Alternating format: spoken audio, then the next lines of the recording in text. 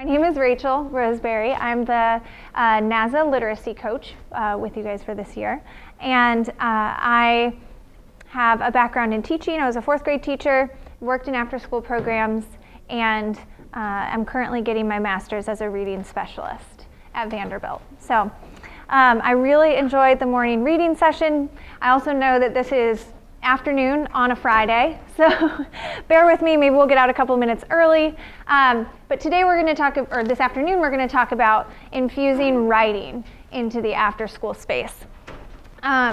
And this is something I'm really excited about. At the after school program I worked with previous to here, we started a young authors book club, I'm stuck in the morning, a young authors writing club for middle school and high school students, and it was one of my most favorite things I've ever done, was do creative writing with those kids. So we're going to jump right in, but I know there are people still filtering.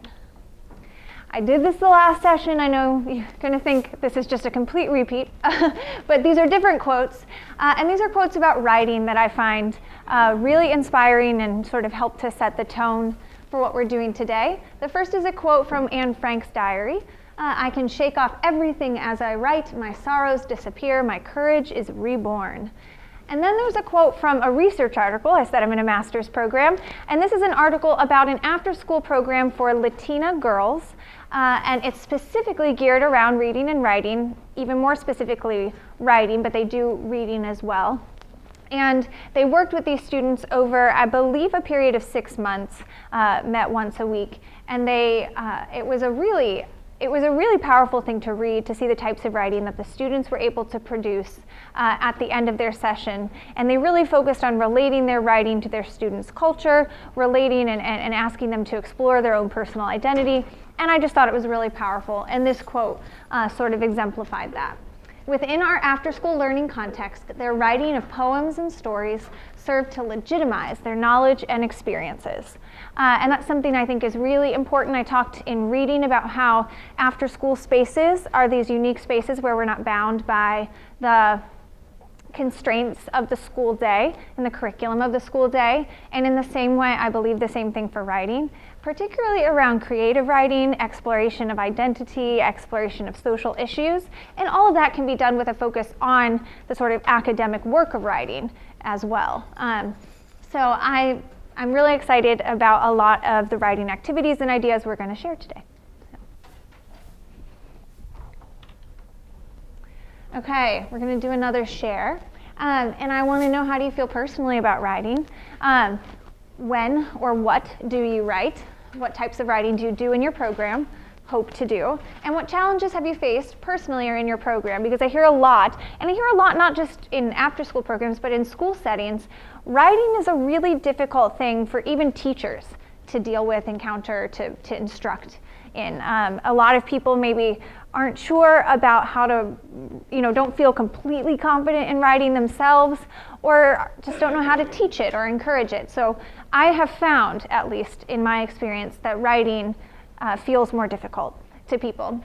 As for me, how do I feel about writing? I love writing, but there are certain types of writing that don't work for me. I've tried and failed to keep a journal about 20 times. You start, you do it for a couple days, and you don't finish it. But I do write a lot for my work. Obviously a lot of us write emails, we write in social ways. I write right now a lot of research papers.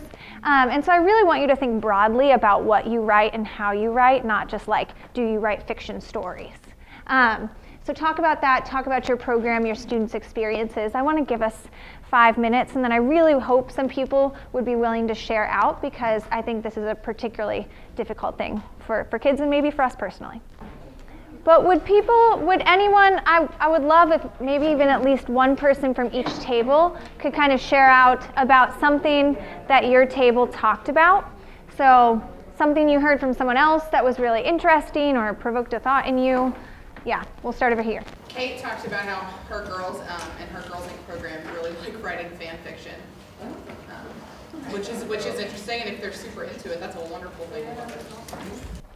Yeah, I thought that was fantastic. I told them, but I had a girl in one of my programs last year. She would write exclusively fan fiction about Glee, the TV show. So we found every way we could to work that in. Any of the other tables? I'm going to make someone talk. Yeah. We don't have a writing program at Rocktown. I personally love to write. I usually do just expressive writing. Yeah. Biggest struggle for me is just taking the time to sit down and do it. Yeah. We have the freedom kind of to like start whatever programs we want, which is really about kind of gauging interest of the kids, but the whole premise of our after school program is getting kids to express themselves creatively. Yeah. And I haven't heard anybody really share at my work about wanting to start a writing program, but when I heard about this training, I was like, heck yeah, I love to write. So Yeah. I don't really do any, I do some creative writing, but usually it's like, it's mostly expressive. Sometimes that ends up being a poem, but usually it's like ranting. Yeah, and I think it doesn't even have to be creative writing, though I think that's something that's how I sort of focus or think about the after school space is more of a creative or expressive space. Not to say that 5-paragraph essays don't have their place, but I think we can work on those writing skills in more creative and expressive ways after school. So absolutely, but I also think, thinking about like we actually do a lot of writing in our lives, like even if it's not creative or expressive, and sharing that with your students and talking about that. Like maybe I don't sit down and write a story, but I write some really good emails to my friends, or I, wrote I'm constantly writing lists down. That's actually something, and I'm going to be talking up about older students, but when students are learning how to write, it's really great to have them like watch their parents like make a grocery list or have them help do something like that, because that's writing too, those sort of authentic built-in tasks in your day where you're writing as well. Yeah. So middle table, anyone, what'd you talk about? Young man who keeps a journal. Yeah. It's not in a journal, but he writes. Mm-hmm. Keeps up with stuff. I thought I heard you saying, I'm going to reveal that I eavesdropped a little bit, but I heard you talking about like you were like doodling and writing and sort of worked on that together, and that's something like that sort of expressive journaling that's really cool for kids, or even giving them, if they aren't, like they don't know how to start that, I have some resources we can talk about later where you kind of give them a template for and encourage that creative journaling and really allowing the artistic side to come into writing, because for a lot of kids that's their way in. So yeah, I think that's fantastic. This table, anything interesting at all? Well, I just started our program last week, so Okay. from what Scarlett's told me though, there's not really much of a writing Mhm. focus. It's, I was going to say, just something I really enjoy doing. I know it was in college, but just analytical, like reading papers. Mm-hmm. And just give them like a, like a short story, like a one-page short Mhm. story, and just have them read it, Mhm. see what they think, what they got out of it, the underlying message and stuff like that. Absolutely, and I think, so we were in the reading training, most of us this morning, and I should have made more explicit, like there's an obvious natural link between reading and writing. They're not like two separate things, like this is the morning, this is the afternoon session. They never combine. Obviously, they interact in a lot of ways, and I think some of the most powerful writing experiences are tied to reading experiences. So I think that's fantastic. Obviously, some of the things we talked about this morning were writing based, having students respond to their reading, so that's wonderful. I'm going to sort of put up what we're going to be doing for the rest, of the rest of today. We're going to be talking about the writing process because I think it's really important. We're going to be talking about what are components of good writing, because you're like, how do I, kids need to improve their writing, but then you're like, how? Like what exactly? Some people are like spelling, and we know punctuation and capitalization and stuff like that, like some grammar rules and conventions. But what are the things that make someone's writing good or because there's no one definition really, is there? But there are some things we can think about to help encourage our students to be good writers. Then we're going to talk about daily writing routines you can do with your students in your program, just sort of quick, short daily writing routines. We're going to talk about short-term writing projects, which will be like just 3 or 4 days, but more of an extended project. And then long-term writing projects, say over a semester or a month or 2. So The writing process, an overview. We all know the writing process. I know that you know the writing process, but I really wanted to emphasize it because whenever you do writing with your kids, like if you were gonna write after reading a story, maybe you don't do the full writing process every time, but I think it's really important to think about all components of it whenever you ask your kids to write. So don't leave out brainstorming, give them some time to come up with their ideas and how they want to organize their writing before they do it. Even just a quick, and we'll do some brainstorming exercises, but just a quick, make a list of what you want to write about, or use a graphic organizer. That can be really, really helpful and can make your writing much more successful with your kids. Drafting is obviously just that first step of getting whatever they're writing down on paper. I always say don't. A lot of kids are like, how do I spell this? How do I spell this? Like, Miss Rachel, how do I spell this? They won't write unless they know how to spell everything. And I always say up front, this is your first draft, I'm not gonna be looking for spelling and grammar. I want your ideas on the page. So I wanna, don't let them get hung up on that, because that's something they're already, I'm sure, hung up on. People wanna know how to spell it. And if you're doing a writing project and there's a couple of big words that might factor into that writing, put them up on the board for them or something like that if there's a focus word or something that they might wanna include. But otherwise, leave that for later. Revising, I think, is really important. Some daily writing activities, you don't need to go back and revise and edit every piece. But if you're doing longer projects, I think it's really important. So revising, obviously, is the process of making changes to the content, and editing is the process of making changes to the conventions. So the grammar and spelling and stuff like that. And I think both are important, and a lot of times when we think about revising and editing, we think about editing, making changes to the conventions, and it's harder to think about revising and sort of making changes to like your organization and your introduction and your ideas and your language. And then I love the last step of the writing process, which is publishing. It's a really important motivator for students, and it lets them know that their writing matters. So publishing just means showing off a final draft of the work to an audience, and I'll give some examples in the next slide. Of course, not every work needs to be published, but I think it can be really powerful to publish works for your kids, and I'll give you examples of what that could look like. And I put that little go back because you revise and edit, you write a draft again, you kind of come back, you do stuff like that.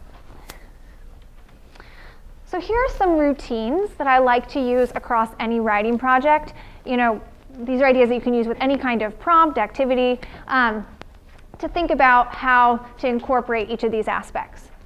So for brainstorming, a really common way is using a graphic organizer. You have one in your packet. It's like an idea web where kids can write out ideas. You can also, we have left brain and right brain kids, so some people don't like that sort of webbing or clustering, and some kids just like to make lists. Just say, it doesn't have to be complete sentences, just get all of the ideas about this topic down on a sheet of paper. You don't even have to give them a graphic organizer. You can let them to do what some people call like mind mapping or clustering, where they sort of make their own organizational, sort of like your graphic journaling, Joseph, where they make their own organization on a piece of paper to sort of capture all of their ideas in their own sort of web. Another great way is if you're doing a project together, brainstorm as a class and sort of capture your brainstorming on a piece of paper. Like we're going to write about, so for NASA, I introduced a writing contest for this semester. The theme is friendship, and that's really vague, right? So, and I'm gonna do some modeling of this in a second, but brainstorm as a class, like what are some, how do we think about writing about friendship? Like what comes to your mind? And sort of write that down and chart it and post it up. Or what experiences have you had now, or what experiences have you had with friends when you were in elementary school? What friends do you have outside of school? Help them brainstorm and capture it on a piece of paper as a class, and make sure to post those ideas in your program space so they can kind of continually refer to that during whatever project you're doing. And then another favorite of mine is having students speed write, which is essentially all of the same things up there, but it's like timed. You say, you have 3 minutes to write about this topic. You cannot pick your pencil up from the paper until I say stop. I want you to write anything that comes into your mind. It doesn't have to be sentences. I just want you to get it out on paper. And you go. And you see what they can get out about the topic that you want them to write about. You can modify that in any way, but those are some of the brainstorming ideas that I've used before. When you're drafting, I like to suggest that you keep a consistent writing journal for all projects, unless it's like a special project that wouldn't fit in a writing journal, but if possible, keeping a writing journal or a writing folder for kids where it's sort of like a portfolio for them of their writing. They can go back to it. It makes it easier to edit pieces if they know where that is and they have one space for it. And then if you're working with English language learners, or you are even just working with really struggling writers, for English language learners, I said use dictation, which is just having them, when they're drafting, actually have them tell you the story and you write it down for them, and then they can, ask them to read it to you. It won't be perfect, but it's beginning to approximate the writing process. So dictation is really great for students who are just learning a language. And sentence starters as well. Help students start their sentences. Don't just sort of set them loose on a prompt or something that they wouldn't be able to do successfully. Whether that means just you start the sentence for them, or you go through and maybe you start every paragraph for them. Really scaffold it and make it so that the experience is successful for your kids. Revising and editing, there's a lot of different ways you can go about this. You can do it with a peer, or you can do it individually. Some of the peer revising and editing is something called I Heard, I Noticed, I Wondered. You can either put those questions on a sheet, but students are asked to read someone else's writing and then write on a Post-it note or a little half sheet of paper, I heard, this is what I thought it was about. I noticed something good that they wrote, and I wondered if you could change this or make your introduction stronger. So that's a little routine you can have kids do together. You can also have them do green dot, red dot. You can get little, those little stickers that are like at the dollar store or at different Office Max or whatever, that are colored stickers. If you get green and red ones, or even if you just have a green and red marker or a pen or a pencil, you can have a peer, or you can have individuals do this, go through their paper and green dot the places where they thought something great happened or they enjoyed the reading, and red dots where there were places to revise. It's really simple, but it's a good visual way to help kids get into revising and editing. And then another great way is just to use a peer editing checklist. Read the paper and look at the checklist and say, this person, did this, this, and this, and they could improve on this. And there's a couple of copies of editing checklists in your packet for today. When you're individually revising or editing, it's not with a partner. One of my favorite things, or two of them, are ask kids to read their paper backwards, word for word. And it's a really unnatural exercise that will sort of get them, they'll notice more of their mistakes, or because you have to go really slowly if you're going backwards. Another thing that I use even more frequently is whispering it to yourself. I say, don't say read it out loud, because that could be whisper it to yourself. Or sometimes I'll say, whisper it to the wall. Go over in that corner over there and whisper your story to yourself. Take your story and whisper it to the wall.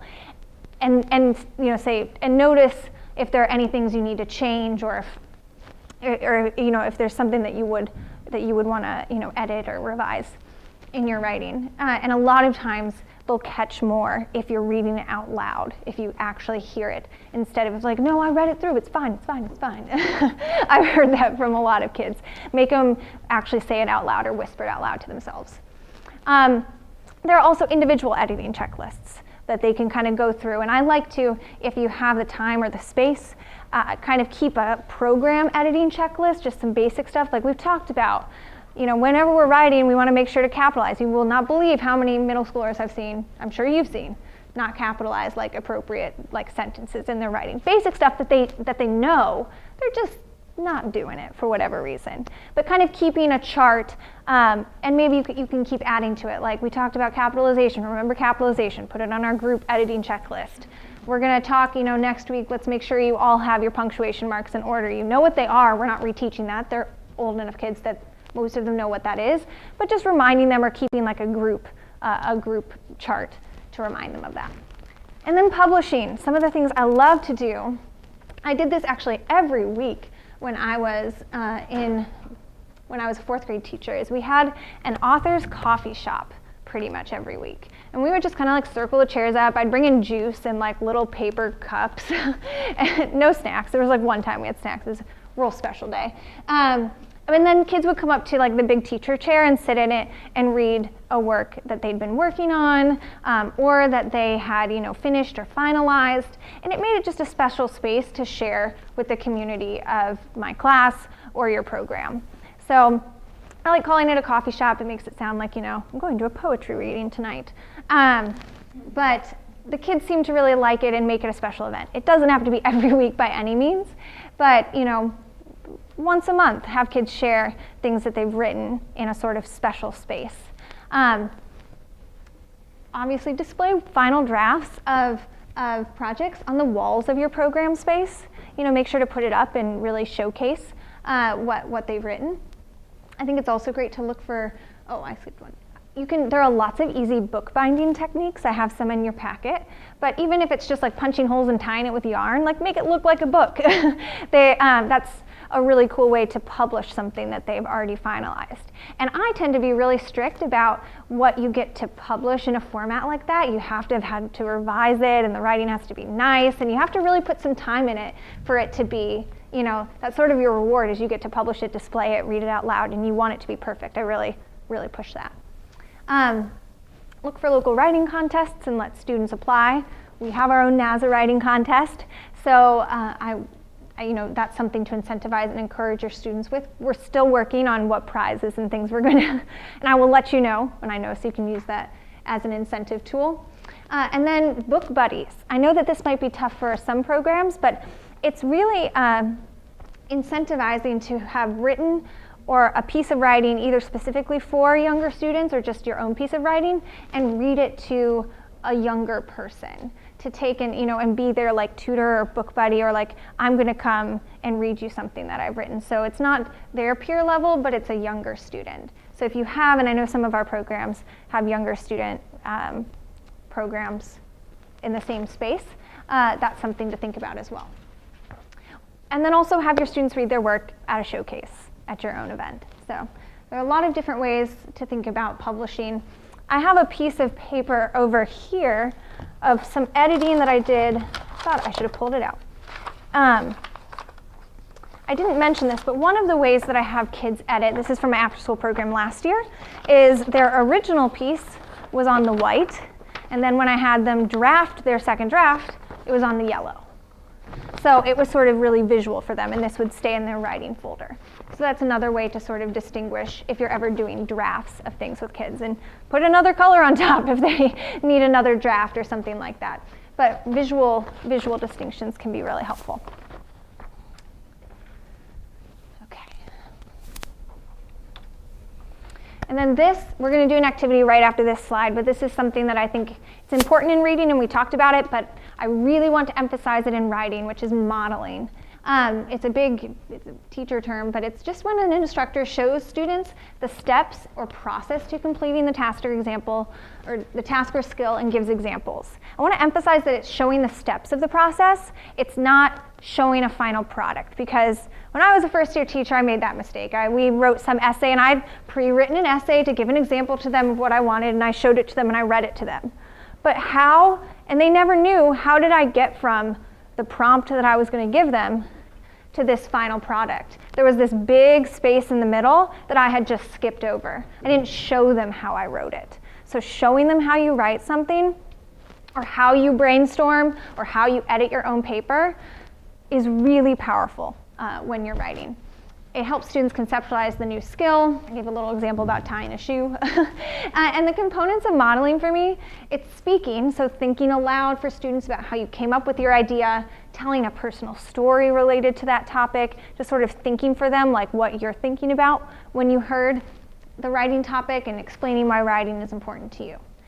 Then the writing piece is what's, I think, the key part here.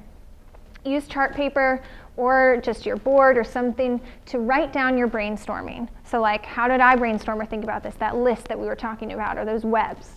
And then how you started your first draft. You're like, so I'm gonna, sort of, you can pre-write it out for yourself. That's what I would do. And then, once upon a time, or however you wanna start your story, you don't have to write the whole thing, but write a few sentences. Write a first paragraph so they can see how your brainstorming ideas became your piece of writing. That's a really tough jump from just like jotting down some ideas I have to making it a coherent piece of writing. So show them how you made that jump. You don't have to model the full process each time, and don't spend too long on this, but spend 5 or 10 minutes sort of showing them how you're going to approach it. And then I think it's really important to make sure you keep the modeling you wrote down posted up for the entire time you're writing so that it's helpful for students to refer to as they keep writing. And showing models or examples from other students who have done a great job, like this person, as we wrote, had a great introduction to their story. Would you read it out loud, Julie? Someone, would you read it out loud, child, in my program? And share with others like what, your introduction, and then you as the staff would say, I just noticed that, she had a really great introduction to her story and I wanted you all to hear it and think about, your own introductions or something like that. Or from professional writers, and we'll talk some more about books and using books to help out with that a little later. So we're going to go to our first activity. We are actually going to do some writing ourselves, and this is tied up with our NASA writing contest prompt, which is we don't have a prompt for the NASA writing contest, we just have a theme about friendship, but I made a prompt. Write about a memorable experience with your best friend. So before you're going to do any writing, I'm going to sort of do some modeling, sort of walk you through my brainstorming process for how I would write about this, and then we're going to do a little writing and brainstorming ourselves. So we use this over here, and I did before, just so you guys know as teachers, before I started this out, I wrote some notes for myself about how I was going to brainstorm for you guys. So it's a lot of little preps, so you know what you're going to say, and you're not caught with like, how do I actually start that story, or what do I actually think about that topic? So if I'm thinking about, I know that it's a memorable experience, so this is what I would say to students.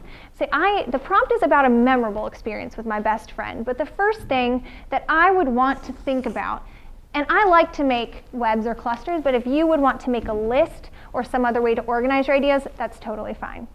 So when I think about my friends over my entire life, I have several friends that come to mind sort of immediately. I think about my best friend in kindergarten. Her name was Emily.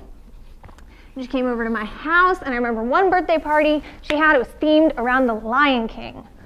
And I remember it because it was pretty awesome, and I think, if I remember correctly, we each got a stuffed lion after the party. But maybe I'm just making that up. So that was pretty memorable for me, but it was kindergarten, so it's a little hazy, and it might be hard for me to write a full story about that because I don't know if I would remember enough details. Another one of my friends that I remember, her name was Lindsay. We were on the cross-country team together. We were runners. And we were on the cross-country team until we were seniors in high school. We spent pretty much every day together at practice. I remember lots of different meets or races where we were, spending a lot of time together. But once we graduated from high school, we really didn't talk to each other anymore. So that's another one that I'm not quite sure if that would be a memorable enough experience for me to write a story about. Then I think about my best friends from college,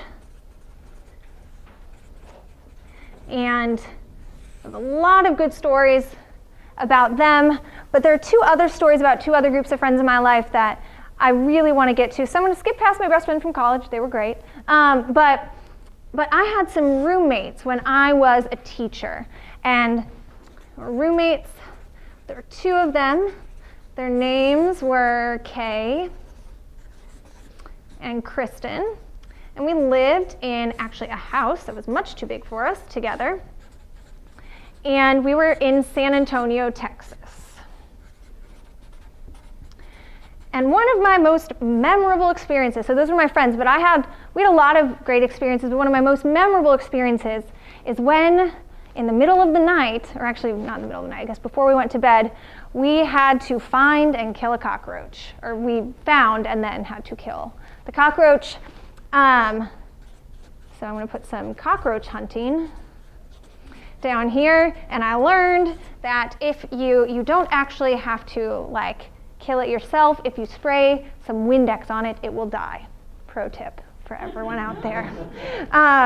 So it was pretty exciting, and I would imagine that that's something I definitely could think about writing a memorable experience about. One of my other friends who also lived in San Antonio, but was not my roommate, her name was Francesca, and we actually took one of the most memorable trips of my life out to Big Bend National Park in Texas. And while we were out there, it was just, it was the first time I'd been to a national park. So I want to make sure I put that it was my first time at a national park. And it was probably just the most beautiful place I'd ever been. Out in West Texas, it's absolutely beautiful out there. So I think when I think about all of my memorable friend experiences, I know I might want to think some more about this, think on it, sleep on it over a night. These are my initial brainstorms. I might come up with a better idea. But for right now, I think my best idea is either to write about killing a cockroach or to write about my trip out to West Texas and exploring and hiking in Big Bend National Park. So those are the things I'm going to think about when I choose a topic for my story. So I'm going to put a little star kind of by them, and we're done. So that's how I would brainstorm. You notice it's kind of a complete mess, and that's okay. I started circling and then made arrows, and that's really just how I thought about a topic. So I want to talk about the components of good writing. These 6 components of good writing are drawn from a sort of nationally known rubric called the 6+1 Traits rubric for writing. Some teachers take these 6 components and it's a big rubric about how you grade your students' writing. We're not grading writing in after-school programs, but I did want to talk about some of the components of good writing that rubric sort of captured. I thought it captured some good ideas. Because these are all different things that you can think about.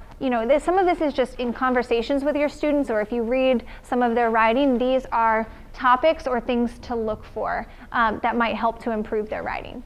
So there's ideas and content, organization, voice, word choice, sentence fluency, and conventions. Now, conventions are the things we talked about, like editing for punctuation and capitalization. Sentence fluency is complete sentences, but it's also varied sentence length. You don't want to have someone, say, I bought a dog. The dog's name was Rocket. The dog likes to eat this. The dog likes to play. Those are all the same type of sentences and about the same length. So you really want to encourage, particularly our middle school students, to start varying their sentence structure, the length, the type of sentences. That definitely makes writing more interesting. And sentences should also be easy to read out loud and smooth. It's part of why that whispering it to yourself helps out. Word choice, that's always a really fun thing to teach and talk about, because that's where you talk about, what other words, if you said, I had a good day. What words can you replace good with? There are certain overused just words that kids will use over and over again. What words can I replace that with? How can I make that imagery more interesting or vivid? Strong action verbs. It's where you just punch up individual words or phrases. There's voice. So you know who you're writing for. If you're writing a letter to someone important, you have a certain more professional voice, rather than if you're writing poetry or you're writing an email to your best friend, or you're writing a Facebook message. There's a different voice associated with that. So knowing who you're writing it to is important. Making sure you connect with the reader and you have a unique point of view. Organization, logical order, smooth transitions. That's really big in middle school, to talk about how to transition between paragraphs and ideas. You have a clear focus or main idea. Your idea, it's not just like scattered all over and you're trying to talk about a lot of things. You have a strong opening and a strong closing to whatever you're writing.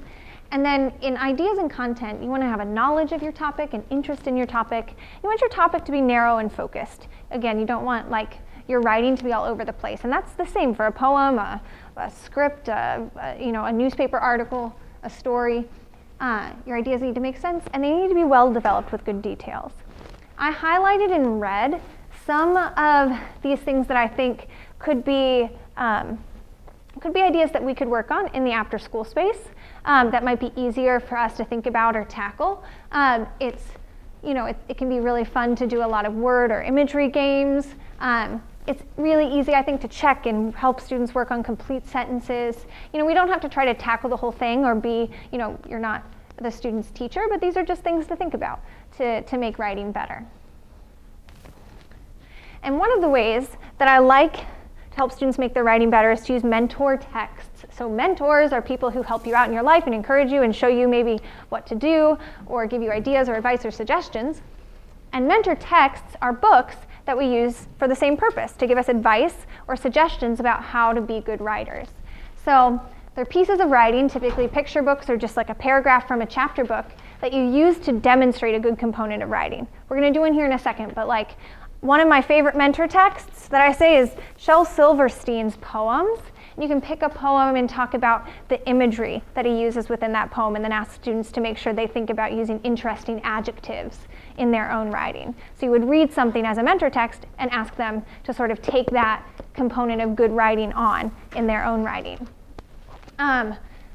Students need to be surrounded by good writing to produce good writing. Another mentor text I like to use is Where the Wild Things Are. Anything can be a mentor text, but this is just ones I like to use. This can be even for story structure, the beginning, the middle, the end, how the story progresses, sort of really talking about that component. It's a simple story, so you can really latch onto how they made a powerful opening. If you've read Where the Wild Things Are, it starts in the boy's house, the bedroom, then he falls asleep, so that's a really clear opening section. There's this clear middle section where he's with the wild things, it's his dream, and then there's this very clear ending section when he comes back to his bedroom. So that's something for structure that I like to use. And then one of my other favorites, it's called Voices in the Park. And it's a story told from 4 different perspectives. And so you go through, and the first perspective, it's all about these people who are coming to the park, and they actually all encounter each other. But they have different perspectives, and it labels it. It says first voice, and it's this lady. They're actually all monkeys in the book, but it's this monkey, this lady monkey, who's taking what looks like her grandson to the park, and she doesn't want him to play with the other boy that's in the park because she doesn't like kind of how that boy looks. She thinks he's kind of like not a good kid. But then you get the perspective of that boy's dad and that boy later on in the book about their motivations and purpose. So talking about voice and perspective, this is a great book for that. Like I said, a lot of picture books are great, but even if you're we talked in reading, in the reading session this morning, if you're doing a read aloud with kids or reading a book to them, maybe just taking a part in that to mention like, this was a really great sentence, or this was a really great description. Focus it on the author's craft and not just about comprehension of the story can be another great way to pull kids in to examples of good writing. And again, ask your school librarian or branch librarian if you want suggestions. They have a lot of knowledge about this type of stuff and are eager to help. I also have a lot of things that I've used or things that people have suggested to me of great books to help, not just for book purposes or reading purposes, but to help encourage good writing in kids too. So I'm going to show you actually, or read a bit from a couple of mentor texts. So I picked out 4 books because you all wrote the beginning paragraph of a story about your best friend. And if we are all in a classroom, the thing or a program, like I want us all to focus on having a really strong opening to our stories. I want like a hook is what some people call it, something really strong. Or, I just think we can improve the way we start our stories. I have no idea, I'm sure they're all great. But this is what we're playing along. So I actually have 4 mentor texts. I'm going to read you just the first couple of sentences from each of these stories and sort of talk about how they opened or how they started their story. So one of the first ones, it's one of my favorite books, Bud Not Buddy. And he opens his story. Let me read the first couple of sentences. It says, "Here we go again. We were all standing in line waiting for breakfast when one of the caseworkers came in and tapped down the line. Uh-oh, this meant bad news. Either they'd found a foster home for somebody or somebody was about to get paddled." So this book, a way that you can start a great introduction, you can start in the middle of the action for your book. So that's one of the ways now this is me stepping over here. I sort of say this introduction did this. So this introduction started in the middle of the action, and that's a way that you can start your story. You don't have to start with once upon a time. You can start in the middle of an important event, and that really catches your reader. Then, I just said you don't have to start it traditionally, but this book, The Three Little Wolves and the Big Bad Pig, even though we get a sense that the story itself is not very traditional, notice the opening lines. Once upon a time, there were 3 cuddly little wolves with soft fur and fluffy tails who lived with their mother. The first was black, the second was gray, and the third was white. This is a more traditional opening. So you can open your story with a traditional opening line like once upon a time, or a story like one day. You can open a traditional story with one day I was doing this thing. So it's totally okay to grab your readers with an opening that starts out more traditionally and sort of describes the characters. So that's a second option. A third option, this book is called Liar, Liar by Gary Paulson. He's crossing his fingers behind his back. And the opening line for this book, I'm the best liar you'll ever meet. I should be good. I've had a lot of practice. I'm only 14, but I've known for as long as I can remember that there will be times when I'm going to have to tell a lie. It's a universal rule, a cosmic inevitability. So this story, you can start it out with a surprise, something that will shock people or surprise them, or something unexpected. He starts out by saying, I'm the best liar you'll ever meet. And when I read stories, I don't expect admissions of something of that sort. So you can start out your story, a good opening line is something to surprise the reader. And then the final book is The BFG by Roald Dahl. And he starts out his story. Sophie couldn't sleep. A brilliant moonbeam was slanting through a gap in the curtains. It was shining right onto her pillow. And this I really loved for the description and the imagery that he gave in the opening lines. So you can start it out with a description or a good image of what's happening, or of the setting. In this case, he's describing the setting right at the opening. So those are 4 examples of ways to start or make great introductions. What we're going to be talking about next are sort of the more like ideas for activities, or themselves, like the daily activities, short-term and long-term activities. And so these first activities are daily writing routines or suggestions. And as soon as I finish talking about it, we're going to practice 4 different ones that I hope will be pretty fun. But I'm just going to read through some of them. The gray boxes are more of like my thoughts behind it, and the yellow boxes are the ideas themselves. But one of the things I really like to do at the beginning of like maybe a semester or something is make and decorate writing journals with students, letting them collage on the front of it, really make a writing journal their own. They're much more, they are much more excited to write in it.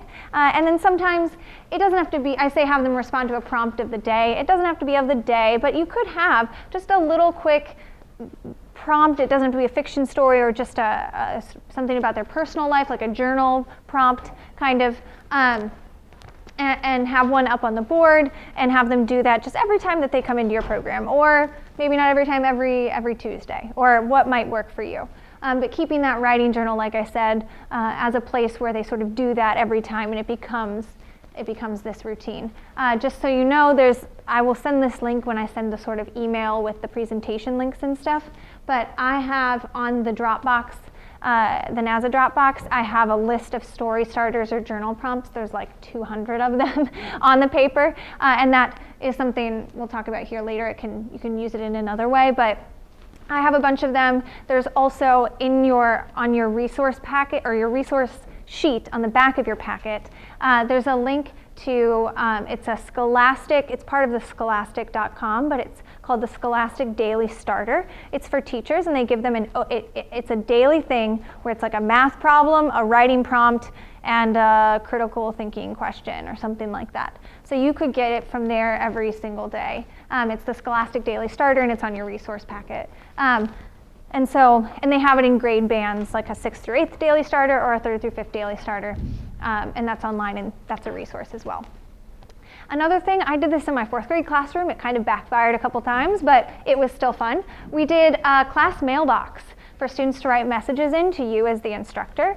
When I say it backfired, I got a couple, I got messages that said, I hate you, I hate you, I hate you, I hate you. First year t-shirt stories. And then they signed anonymous, but I can read their handwriting. But class mailboxes, they can be much more positive than that. You can even talk about, what's acceptable to put in the mailbox or not. What I like to do is actually, I was teaching in a classroom, but they would write me notes about I didn't understand this, or this person and I are having friend troubles. I got a lot of that, where they wanted to sort of talk to me privately. And I'd write back on little sticky notes and put them on their desk, and they'd get them when they came back from lunch. So you can write back to them. That's a really cool, it's like getting mail or something like that. You can use that in any way that you want, but I think it's just a fun sort of, thing that you can keep in your program and use at any time. Something we're going to do today is a chalk talk, and this can be on a board or on a piece of paper. We're doing it on a piece of paper, but it's where you write I feel like I have hair in my face.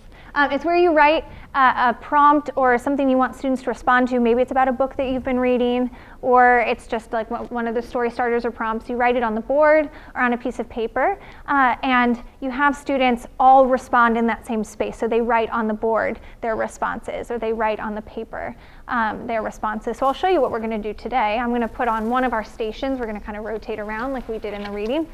I put, in 5 years, I will be. And so you guys get to fill in around this with your responses to it. So it's sort of like gathering your thoughts and your writing on one space. It's obviously not the place to write a story, but it's a good place to get how are they feeling? How are you feeling today? Get them to write that out, or, and even say, I want that in a complete sentence, not just fine. Write a complete sentence about how you're feeling today. And it's just a quick way to integrate a little bit of writing and to get them producing words. So we'll do that here in a second. Start thinking. You can also do sort of an end of the day writing-based reflection.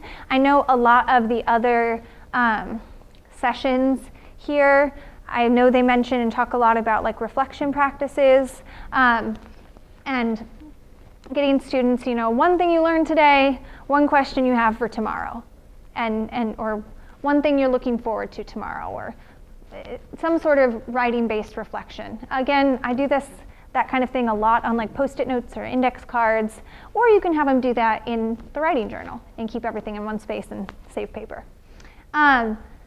I also, we talked about reading centers and writing centers during the reading session this morning, and some of these games and writing options you can integrate into those center sort of activities. So keep writing options in your literacy center, such as those story prompts in a jar. Cut them up, fold them, to kind of pick a mystery prompt from the jar. A free write or journaling session, if your students can handle that, can totally be an option as well as a center option. And then I mentioned this in the last session, but blank templates such as comic books, letters, postcards are really great parts of a writing center. And I have some templates in your packet. I have a front page of a newspaper template, a comic book template, some postcards. But those are all different ways to get kids writing.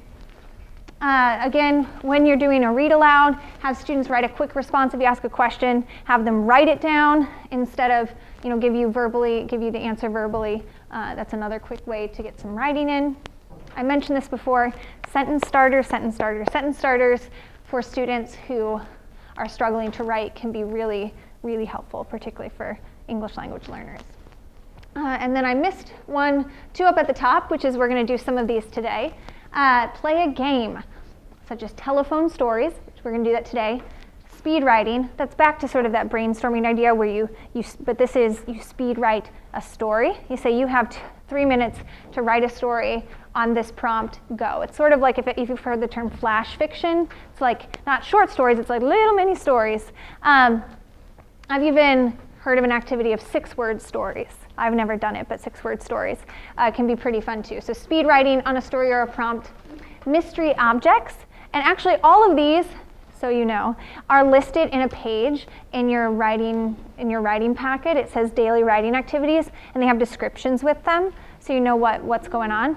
But mystery objects, it's kind of like I Spy, but for writing. You tell students, like, look around the room, pick an object that you see, and then write a description, write a really vivid description of that object, and then you have students come up, read their descriptions of those objects, and you all get to guess, sort of like I Spy, what is that object, where is it in the room?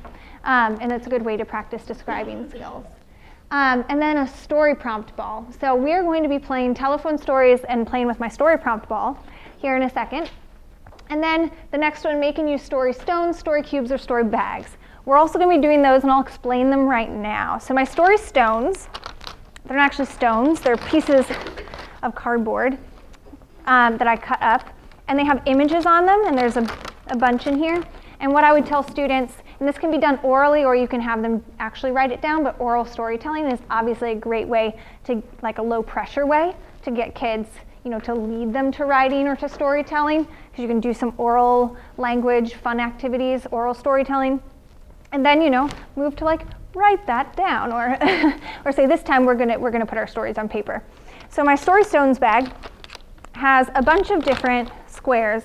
I call them stones, though some people use actual stones and like paint on them and make beautiful pictures, of different little images. These have mountains. And so I would say, you know, go around in your group of 4 and each draw 2 stones and tell a story that incorporates the image on those stones. It's sort of a creative storytelling exercise. Or pick 1 stone, or pick a stone, you know, pick 3.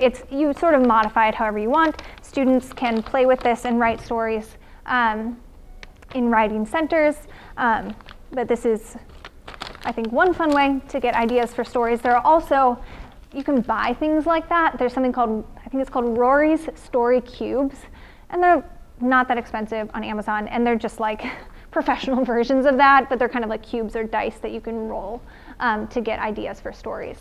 My story bags, these, they are pretty much what they say they are. There's a bag with different types of characters in it. So for example, the first one I saw was wizard. Then there is wizard, and there's a hamster, and just a boy. So lots of different examples of character types. Lots of different settings are in here. And then I just have different objects like magnifying glass or cell phone or butterfly. So what I would have students do here, again, I modify depending on like what I think students can handle, but I'll say, you can either say just pick a character and write a story about that character. Pick a character in a setting and use that to write a story. Pick a character, setting, and object. Write a story incorporating all 3. Pick 2 characters, have them interact in a story, you know, things like that. It can get really fun. Sometimes you can just do it in a quick game, in a circle, have students tell a quick like 1-minute story, the first thing that comes to their mind. Or you can have them extended and have that be a part of a writing center where they write down a story using those as prompts. And then I'll explain my story ball. It is the same concept, just in ball form. Sometimes I play this as a warm-up with kids. So you toss the ball across the circle, whatever, you know, you left them, you right them, whatever you want, lands on, you have to tell a story or write something, if you're writing, based on that. So on here, I'd made this myself. I just have a scary story, a snowy day. I worked with younger kids, or I worked with like 4th and 5th graders, so it's maybe 3rd, 4th, and 5th graders, so it's maybe more a little younger than your kids, but this is obviously can be modified in whatever way. And then, what do I have? A fairy tale, a haunted house, a birthday, sibling rivalry. And so this is something that, again, I just did this orally, but if you wanted to, you could say, that was a really great idea. Why don't you write that down when we're done? This is more of a warm-up, because it's hard to like throw the ball and then like be like writing your story down on the side. And And then the other one we're going to do today is telephone stories. That's another kind of warm-up. Everyone in a group starts with a sheet of paper in front of them. You start out with 1 minute and you say, start any story that you want. And so that person starts for a minute. And then you say after the minute's up, and you really need a timer for this, pass your story to the left, and then the next person gets to continue your story. And at that point you give them 3 minutes. And 3 minutes to continue the story. And you kind of go around the circle passing it, so you're building the story together. And you end up with like however many stories as there are people. I think it works best if it's just like 4 or 5 people. Because if you have more, it's actually going on for a long time. But you try to get it back around to the person it started with so they can write the ending to the story. But again, it's just a warm-up. It's just a way we sort of get ready to write or make these activities sort of fun and quick. Like I said, you don't go through the whole writing process with these types of activities. They are more warming up. But it does let you learn about your students' writing abilities and how they use language. The Common Core recommends, like they say, you want some short daily writing, but you also want long-term writing projects, which we're going to talk about after this slide. But this short daily writing gets students comfortable. It's also good, again, to model how to do it. And daily writing really is one of the best ways to become a better writer. Just like daily reading is one of the best ways to have students become a better reader. I am going to move quickly through the next couple of topics, but we still have short-term projects and long-term writing projects. And what I do want to actually try to get out a little early. I brought some examples of other projects that I'm not even going to talk about on the presentation. I brought some other projects that I've done with kids in my program last year. If you wanted to see like real student samples of some writing that I've done with kids before. And again, this is a younger age group, but it still might be fun to see if you're interested. So short-term writing projects are just projects that take, they're not quick. They're not a daily prompt or a journal or something like we just did. They might take 3 or 4 days. You're going to actually probably go through most of the writing process with these projects. They're sort of extended projects. There are a ton of ideas for these types of short-term writing projects, but I'm going to focus on 2 and then give you some suggestions for some others. The 2 that we're going to talk about today are persuasive letters and found poetry, 2 of my absolute favorites. So persuasive letter writing, this short-term writing project, the overview is that students will write letters to people in positions of power in their community, like a school principal, a librarian, a city council member, about an issue that they care about. So this is one of those things that features an authentic task, something where someone will actually read their writing for a purpose, and that's a really engaging and motivating concept for kids, that their writing is going to matter. And so this is one of those activities that I really love, and I put down, and their focus, like the academic focus, is that you're going to really focus in on using persuasive details, and that is, their teachers will love you for that, because it's a really, back to the Common Core, using evidence in your writing. It's a huge deal, and this is a great way to incorporate that into the after-school space. I put down, I broke it into 4 steps. I mean, this could be 4 different days. You could do multiple on one day. You could even break one of these ideas up into 2 days itself. It really is what works for you. This isn't a perfect model. But the way that I broke it up is, brainstorm with students about issues in the school or community. So let's say, I gave an example of writing a letter to a city council member about an unclean park. You could also write a letter to the principal about an issue of bullying issues in your school. You can write a letter to your school librarian about bringing in these type of books that you would like to have more of in the school library. It can really be sort of anything that you would want to focus on. Based on the brainstorming, of those issues, choose a person to write the letters to and the central issue you want to write about. This can really, it can be sort of as in-depth and as focused on, the wider community as you wanted, or issues within their school. So this is sort of up to you to take that where you want. Then I said model thinking about what are good details that could support the main point. This is where that sort of brainstorming as a class would come in. Either, separate them into pairs or groups and have them come up with their own ideas. So you would sort of do both things. You might come up with some ideas or model what you would think, and then have them break into groups and come up with their own ideas. put reasons or details on Post-its or share it out loud. And I gave examples from the park. Like the park, these are good examples, you know. The park should be cleaned up because it would provide a space for people to exercise and make the city healthier. It would build a sense of community in the neighborhood, and it would encourage more people to move into the neighborhood. Those are some good details to support the idea that you should use city resources to clean up this park. I have literally no park in mind. This was actually based on a project kids did back in South Bend, Indiana. They ended up getting a grant from a local business to rehab a park, which was really awesome. But this is, I'm not like demeaning some Nashville park. Now, I would want you, the third one says model beginning to write the persuasive letter, again, like showing them how you might start to write it, or even talking about the components of a letter, you know, talking about a professional tone. There are a lot of things you might want to highlight for kids. Have students work by themselves in pairs to write their letters. After writing, have them peer edit. You might want to have them use a graphic organizer to organize their writing or their brainstorming. I have one in there based on this project. There are resources for the projects that I'm highlighting in your folder, but I also have other resources for other types of projects personally, but I included the ones that are relevant to what I'm going to talk about today. And then make final drafts of letters, put them in envelopes, address them, and send them off. I think it's really important to really send letters in, or send letters to a school newspaper to be published if they have one, collect letters in a persuasive booklet, you know, or let students create artwork to accompany their letters. Now, some of these lessons, again, I adapted from experiences I've had or from resources at places that I really kind of go back to time and time again. Read, Write, Think is one of them. That actually, it's an online site. It's a joint venture by two of the most prominent professional reading organizations, the International Reading Association and the National Council of Teachers of English.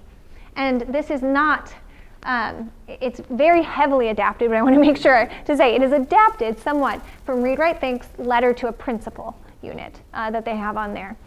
They have a ton of resources, so that's a great place to check out if you're looking for lessons and activities for both reading and writing. But this is something that I've seen, like I said, be really powerful. We had younger students write letters to the editor of the local newspaper about Earth Day and why people should celebrate Earth Day. And so it's my fault. I didn't we sent it in and we got a response from the paper. They're like, we would have printed this, but our printing deadline was yesterday.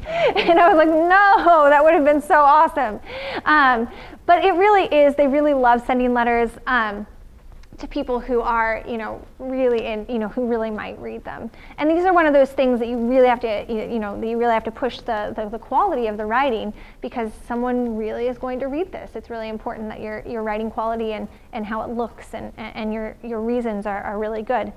So this is a fun short-term project. In my 4th grade classroom, did this. We sent letters to President Obama. You can even write to the president if you want, but it's less of an authentic task in that he's not going to read them. But maybe he will. He reads some letters, I think. But I think somebody would read them. Yes, somebody would read them if you sent them off to the president. But maybe centering it more in your local community could be more powerful. So that's one example. Another example, this is something I love doing because it sort of gives kids a natural scaffold or entry into a writing activity because they're not actually producing the words. Students will create poems out of already existing words from a word bag, magazines, or book passages to highlight a specific theme or emotion. And this is where your focus is on theme and narrow and focused theme, where you get kids to say, this is my theme and I'm not going to stray away from it. I'm going to really focus in. So what I would do, or my suggestions, are to give kids or students a list of common themes in poetry or books, like friendship, betrayal, courage. I have some listed up there. Injustice, tradition, the importance of family, something that you might see in a book or a piece of poetry. And then have them say, what is the theme for your life right now? That's how, you can modify this, but that's how I've written it down. And then have students choose one of those themes that represent the theme of their life right now. Spend time talking about what themes mean and examples of those themes in books or movies. I give an example of Divergent or The Giver. What's a central theme there? Because you want students to start thinking and brainstorming about a theme, and then you're going to let them go through. You can either put out books, or magazines that they can actually cut up or cut words out of, or you can give them word bags of like already selected words that you have. I did this with my younger kids, actually gave them word bags with phrases and things already in them, and that also let them use these in addition to magazines. It sort of gave them a natural thing to use. So I made up some word bags. I can send you like my list of words or phrases that I used. But it's just as easy to set out a pile of magazines and say, cut out words that relate to your theme. You know, give them each baggies, put those words in your baggies as you collect them, words that relate to your theme, and then let them arrange those words into a poem that makes meaning about the theme that they have chosen. They might, you know, at some point need to add in those little, you know, like the or a. They might not think to cut those out, and adding that in is okay. But you really want to talk about making meaning and combining these words from different places to make meaning about a certain theme that they want to convey. Now, I did not do this when I first did it with some kids. I just used word bags. And so this is what they look like when we did it with word bags, is they like this. And I put, so we lived in South Bend. In South Bend, colorful lion in the zoo. Outside my window is eating chocolate, a slice of pizza. So we just, you know, you combine, we put like, it was fun for them to play around with words. These were about third graders. Your middle school students obviously can collect words. You want to maybe focus it more than I did with these kids, but I thought it would be fun to bring. And so like I said, it's a lot focused about theme and meaning and giving them a way to access that without actually producing it, because poetry can be intimidating sometimes. And there's some other found poetry guidelines that I've included in your packet that are maybe a little different than what I've said here, but provide you some other things to think about with found poetry. So again, that's another short-term project idea. And then I just put a couple others that I've done before or that I have seen done. A poetry quilt I have done with kids. They each write poems about a particular topic on like square sheets of paper. We did just about this big, and then make illustrations for their poems on another sheet of paper, and then we stapled them together and we made a quilt and we hung it up. It was a paper quilt, but it was really neat. We did one just about the South Bend community where I lived, and we had the young kids were just writing like South Bend is poems, like South Bend is this, South Bend is this, South Bend is this. But we had a lot of fun, and it was a really colorful display for our program space. We also did fingerprint comics, which can get messy, but I have examples. It's where you just use your finger to make the body of your superhero in your comics, and you can like put like a little like insignia on it, and then they have to write a story about like the adventures of that superhero, that person. I mean, you can just do comic books. The fingerprints just make it fun and more, I don't know, artistic. But I thought maybe this might be for some of your younger kids, but I don't know if anyone would like that. Invisible ink letters, Joseph. I saw Joseph do this in his program, and I really loved the idea. So he had kids use lemon juice to write letters. It was lemon juice with Q-tips, yeah, to write letters. And then if you expose it to, how did you have them? If you expose it to heat, the letters will show up. So I would say, have them like pre-write the letters in in paper or pencil, and then give them a blank sheet of paper and they get to write it in lemon juice. And they can have a secret message, maybe not too secret message for their best friend or their sister or brother or parents. I thought that was really cool when I saw Joseph do that. So I didn't tell you I was going to be like, I was going to steal your idea. I like having kids do like interviews of each other, like be a journalist, tell them that they are, working for this TV station or something like that, and they have to interview other students and write a profile of them to share with the program. You could be modified to do like interviews with staff or their family, have them get information when they go home and write it at your program, or really anyone. But the idea of coming up with questions for an interview, asking them, transcribing that, and then writing that into a piece of like, what is this person like? Or, who is this person? Uncovering things we didn't know about them. So that is another sort of short-term project. And another one I love is like a travel brochure of their city. So they get to make a brochure about places they believe tourists should visit in Nashville, but importantly, this is their city. It's not like the list of the top 10 like Nashville tourist attractions, you know, Grand Ole Opry and everything like that. It's sort of where they go, where they want to take people. Neighborhood places, as you know, what do they like about, you know, is there a park in their neighborhood they should visit? Is there a place that they've been outside of town that they think someone else should go to? And you can brainstorm this together. It can be a group project or it can be individual. But this is another short-term writing project. And if, when we finish, I have some other examples or samples of student writing that I brought with me, if you're interested in looking through them. And now we're going to run through the last thing we're going to talk about, our long-term writing projects. And these are projects that might take a semester, or at least you'll work on it sort of gradually over a semester. Maybe it's a month or 2 months, but it's a long period of time. You're going to need a chunk of time to work on these projects. The two that I'm going to talk to you about today are a multi-genre autobiography and a program newsletter, are two things. This one is the one in here that I have not done. I just came across this idea recently, and I've known people who've done them, but I've never done one myself, so I'm promoting something I have actually not completed with kids.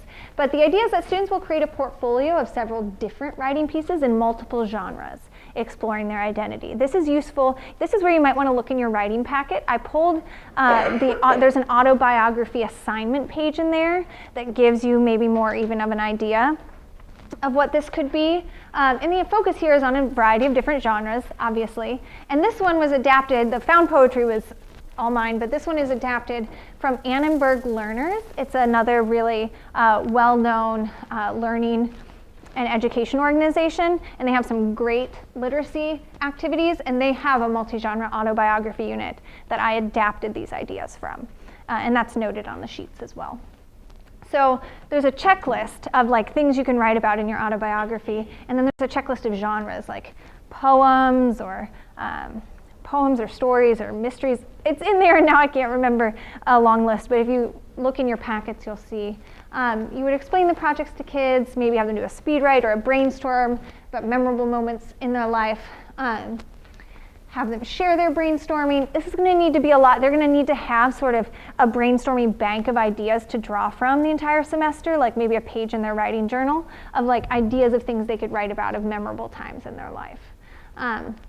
And then you would just, the reason it's long-term is you would give students scheduled work time during the week to sort of complete these autobiographies. Like it's just like one day a week we sort of work on these projects little, bit by bit. As needed, stop the whole class and do a check-in or a little lesson about like parts of a genre.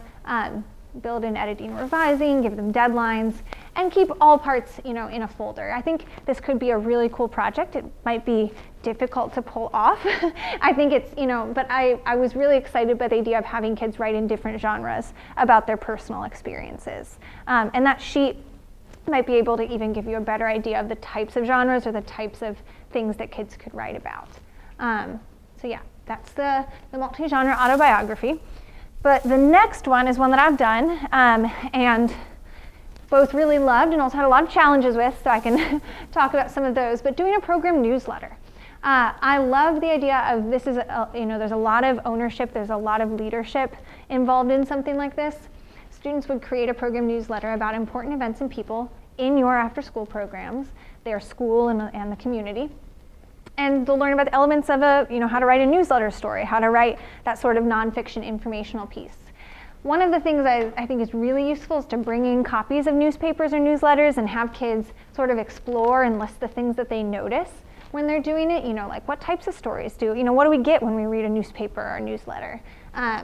What are they writing about? How is it organized? Sort of what do you notice when you do this? And then brainstorm with them about what you could put in yours. So stories about program activities or field trips if you've taken any, interviews with like an enhancement partner who comes in, like the science guy who maybe comes into a lot of your programs. Someone could interview the science guy or one of the art embrace people who maybe work with you all, or a tutor or yourselves, interview someone, a review of the book the class might have read together, a news report about a school or community issue, calendar of upcoming events, et cetera, et cetera. And this is, again, they're gonna need just work time throughout the semester to sort of work on these. You're gonna need to monitor them.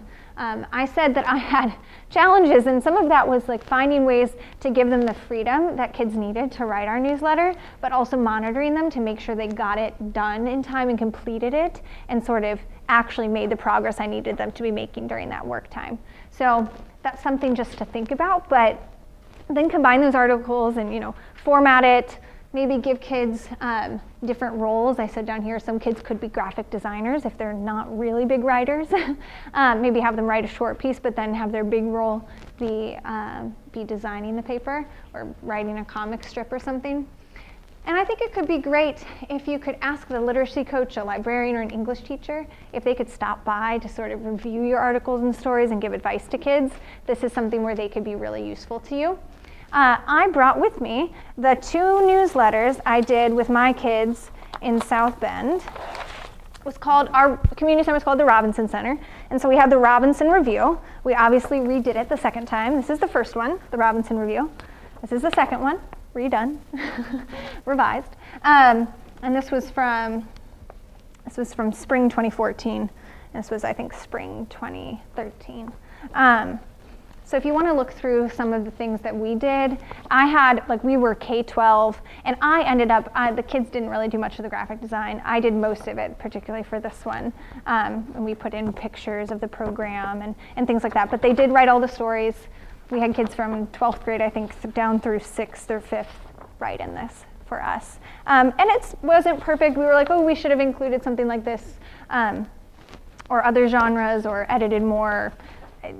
But it was, I think, and kids were really excited to see the final product. So you don't have to print it like this or get it bound. I convinced my program director that it was really important to send it off to the printer and get color prints on the front and the back. my last request before I moved here. But again, I think it can be, even if you just print it on a piece of paper and staple it together or bind it on your own, it could be really cool to pass out to family. And then really quickly, some other long-term writing project ideas. If you have access to a computer, maintain a program blog. Maybe reviews of books that you've read, results from research project, creative writing, share that online on a blog style space. I think another great thing would be to write a children's book for younger students that they could take home to read to their younger siblings, that you could, if you have access to, take to a kindergarten or a first grade class or program and read. I said over here, it's important to get kids excited about social studies, science, and math, so maybe try incorporating those concepts into your book, let your kids be the teacher of something cool.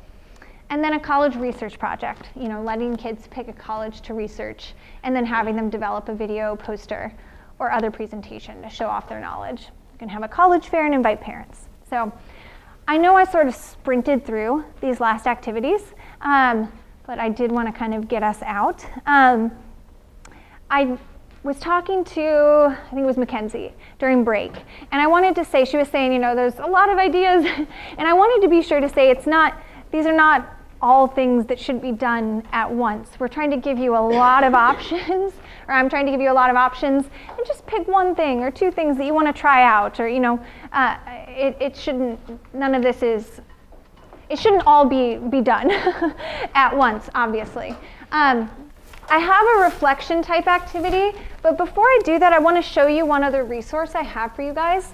I think we sent this out in an anchorgram if it's already gone out from the NASA staff, but I made a Pinterest. I never had Pinterest before this, and you do not need Pinterest to look at it. And none of these ideas, all of the caveats, none of these ideas are like my own ideas, but it's a collection of ideas that I've seen across the internet or across Pinterest, if you're interested, that I think could be really fun or useful to your program.